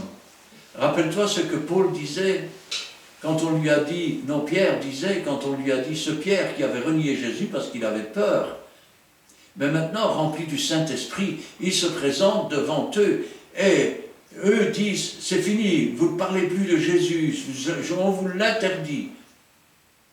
Rempli du Saint-Esprit, il les regarde et il dit, jugez-en vous-même, es-tu plus convenable d'obéir à Dieu qu'aux hommes? Plutôt aux hommes qu'à Dieu.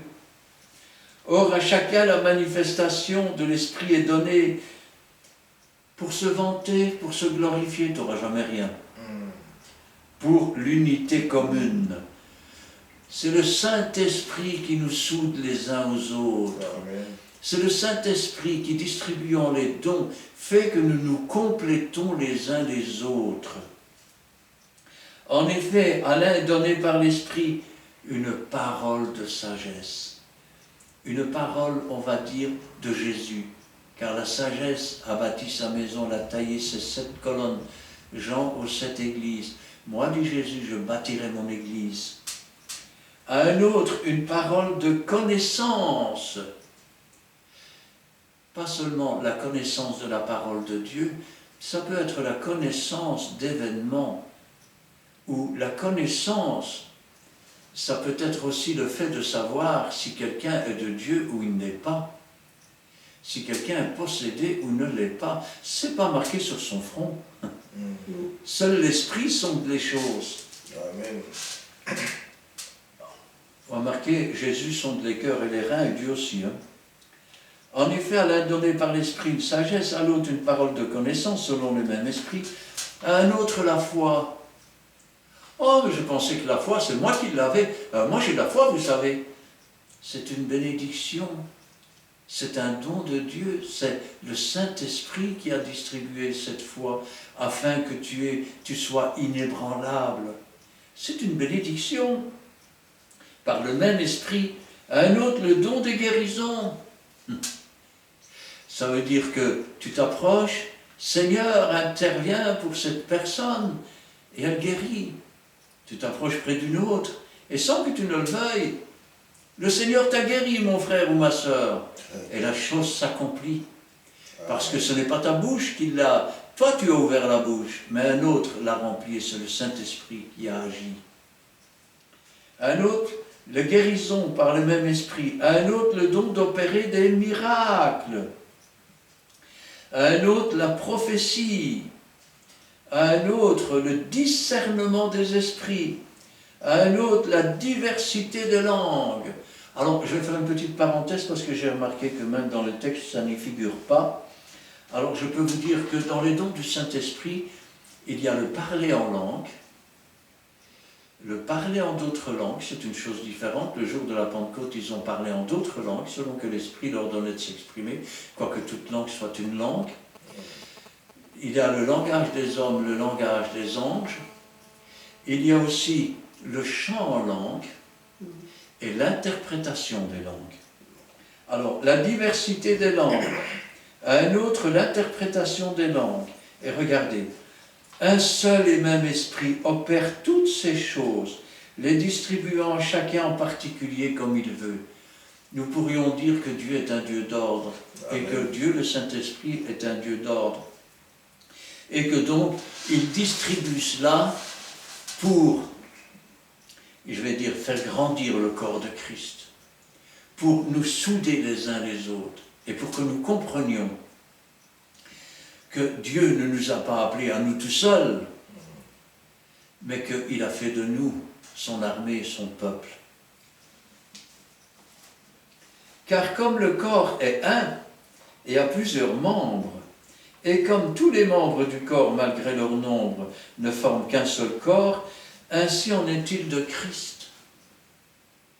Il y en a une belle image lorsqu'il rentre dans le tombeau de Jésus. Vous avez les bandages qui sont par terre, et vous avez les linges qui avaient entouré sa tête, qui sont dans un lieu à part. Ainsi en est-il du corps de Christ. Nous sommes l'image des bandages qui entouraient son corps. Nous sommes le corps de Christ. Jésus-Christ est la tête de l'Église. Il est dans un lieu à part, assis à la droite de Dieu, et il revient bientôt. Vous avez lu tout à l'heure que celui qui dit que Jésus-Christ est anathème, c'est celui qui dit que Jésus-Christ ne reviendra pas. Tu crois vraiment qu'il va revenir? Jésus est vivant. Amen. Et Jésus vient bientôt. Et la véritable Église, elle dit, viens Seigneur Jésus. Et Jésus dit, voici, je viens bientôt. Ainsi, nous avons tous, c'est pour vous, je reprends le texte de Joël, c'est pour vous, c'est pour vos enfants, en aussi grand nombre que le Seigneur les appellera. C'est pour vous, c'est pour vos enfants, d'aussi grand nombre que le Seigneur les appellera. Ne dites pas, oui mais moi, oui mais... Non, c'est pour vous. Ainsi, nous avons tous, en effet, été baptisés dans un seul esprit pour former un seul corps. Vous savez, quand une maison est divisée contre elle-même, elle ne peut pas subsister. Si elle est divisée, ça veut dire qu'une partie de la maison marche avec un maître et l'autre partie avec un autre. Et qu'ils n'obéissent pas au même maître. Car quand on obéit à un seul maître, on marche tous dans la même direction. Amen. Ainsi donc, quand nous sommes un seul corps, comme un corps d'armée, si un corps d'armée est divisé contre lui-même, c'est la révolution. Mais si nous sommes un seul corps, nous marchons donc tous dans la même direction, à la tête d'un seul maître. Nous ne cherchons pas à faire notre volonté, mais la volonté du maître. Soit juif, soit grec, j'ajouterai soit jaune, soit rouge, comme les Indiens, soit noir. Des petits bonhommes verts, non, il n'y en a pas. Mais quelle que soit ta couleur, quelles que soient tes origines, quelle que soit ton éducation, quel que soit ton niveau social, si on peut parler comme ça, que tu sois même illettré. Ainsi, sois libre, sois esclave. Tu vis dans un pays et tu es un esclave. Jésus t'aime et Jésus veut t'affranchir du joug du péché et de l'esclavage de ce monde. Sois libre. Tu crois que tu es libre quand tu es lié par le diable. Jésus t'aime et il veut te libérer de cette emprise. Et nous avons tous été abreuvés. Rappelez-vous les premiers chapitres. Il ne te manquera pas d'eau. Nous avons tous été abreuvés d'un seul esprit. Rappelez-vous que nous arrivons dans les derniers temps, dans les temps difficiles. Et la pluie de l'arrière-saison approche. La pluie de l'arrière-saison approche. Dieu va abreuver son peuple qui va se lever comme un seul homme et qui va marcher à la gloire de Dieu. Ainsi, le corps de Christ n'est pas un seul membre. Je ne suis pas l'Église. Tu n'es pas l'Église. Tu es pasteur. Ce n'est pas ton Église. Tu es chrétien, ce n'est pas ton pasteur. C'est le pasteur de Dieu, le berger de Dieu. C'est la brebis du Seigneur. Elle ne t'appartient pas. Je ne vous appartiens pas. Vous ne m'appartenez pas. Hein? Mais il est formé de plusieurs membres. Nous sommes plusieurs. Tu veux appartenir à quelqu'un? Appartiens à Dieu. C'est la meilleure chose qui puisse t'arriver. Amen. Amen. Voici vraiment comment l'Éternel peut te bénir dans chaque règle. Il y a toujours une solution et il y a toujours des principes à respecter. Donc voilà, sans plus tarder, je vous laisse vraiment, vous qui avez posé cette question, librement de regarder cette vidéo et vous serez richement bénis. Et c'est vraiment clair, les versets sont là et aussi vraiment que Dieu vous bénisse. Nous allons commencer par une prière et nous allons aussi terminer par cette prière. Nous bénissons l'Éternel, Père. Tu nous as montré comment tu peux nous bénir, Père très Saint. Nous voulons respecter tes principes. Tes commandements, Père très Saint, sont là, sont faciles à suivre. Parce que, en premièrement, Père très Saint, tu nous as bénis. Quand tu as créé l'homme, dans le jardin d'Éden, tu l'as créé béni. Père, c'est pour cela aussi, Père. Nous voulons, Père très Saint, te dire merci pour cela, Père très Saint, Seigneur. Parce que, Père, nous voulons nous approcher, Père très Saint, de toi pour nous révéler encore des bonnes choses. Sois glorifié, Père très Saint. Bénis toute personne qui sait. Oh, Père très Saint, qui obéissent, Père très Saint, à ta parole. Oh, Père très Saint, parce que tu donnes le Saint-Esprit à ceux qui t'obéissent. Nous voulons aussi, Père très Saint, marcher avec toi. Nous voulons faire des choses comme toi, Père. Nous sommes là, Père très Saint, pour faire ta volonté. Ne nous prive pas, Père très Saint, du Saint-Esprit. Sois toujours avec nous jusqu'à la fin du temps. C'est pour cela, Père, nous voulons aussi, ces beaux moments que nous voulons passer avec toi, Père Saint, soit un moment précieux pour ceux qui vont regarder aussi cette vidéo. Bénis aussi, Père Saint, chaque famille qui prendra part ou une minute, Père Saint, de regarder cette vidéo. Mais le plus bas, Père Saint, de marquer un commentaire pour nous faciliter aussi de faire aussi, Père Saint, des sujets pour les outils bibliques qui viendront dans les jours à venir. Nous te bénissons, nous te sanctifions. Père, bénis aussi notre chemin de lecture. Bénis aussi, Père Saint, ceux qui vont rester, car les anges de l'Éternel campent autour de ceux qui craignent Dieu. Que tes anges puissent camper autour de ces couples, Père Saint. Nous te bénissons, nous te sanctifions encore. Gloire au Père, gloire au Fils et gloire au Saint-Esprit. Amen. Amen. Éternel notre Dieu, notre Père, nous te louons, nous te rendons grâce. Toi, Seigneur, qui as dit, je vous ai tout annoncé d'avance. Et dans ta parole, nous avons toutes les promesses que tu nous fais. Tu as mis aussi toutes les conditions, Seigneur. Nous savons que ta parole, elle est oui et amen. Amen. Nous savons que ce que ta bouche dit, ton bras l'accomplit. Car tu n'es pas un homme pour mentir, ni le fils d'un homme pour te repentir. Tu es le Dieu vivant et vrai, celui qui est, qui était et qui vient. Et nous t'attendons, Seigneur. Et en attendant ce jour, Seigneur, je veux te prier pour tous ceux qui entendront ces paroles. Afin, Seigneur, que ta parole ne retourne pas à toi, sans avoir fait ta volonté. Que ton esprit, Seigneur, puisse toucher les cœurs, les âmes, qu'ainsi ils puissent grandir en toi, par toi et pour toi, qu'ils puissent comprendre qu'ils font partie d'un édifice et que chacun des frères et des sœurs sont des pierres vivantes et que le ciment qui nous unit pour former cet édifice, c'est le Saint-Esprit. Et que sans l'obéissance, avec la rébellion, nous ne serons jamais une pierre vivante, nous ne serons qu'un caillou mort. Avec toi, tout est possible, car tout est possible à celui qui croit. Et tu as dit, ne t'ai-je pas dit, si tu crois, tu le verras s'accomplir. Alors Seigneur, remplis de ta sagesse, remplis de ton intelligence, que tes dons, le don du Saint-Esprit, puissent œuvrer, puissent agir, puissent se manifester, que ton peuple, Seigneur, puisse être arrosé, arrosé d'une eau nouvelle, arrosé d'une espérance nouvelle, arrosé d'une volonté nouvelle, afin, Seigneur, que ta gloire puisse paraître, que ta présence puisse se manifester au travers des choses qui s'accompliront, qui s'accomplissent déjà, et que toute la gloire t'en revienne. Gloire au Père, gloire au Fils et gloire au Saint-Esprit. Amen. Amen. Amen. Merci Seigneur pour cet instant béni passé en ta présence.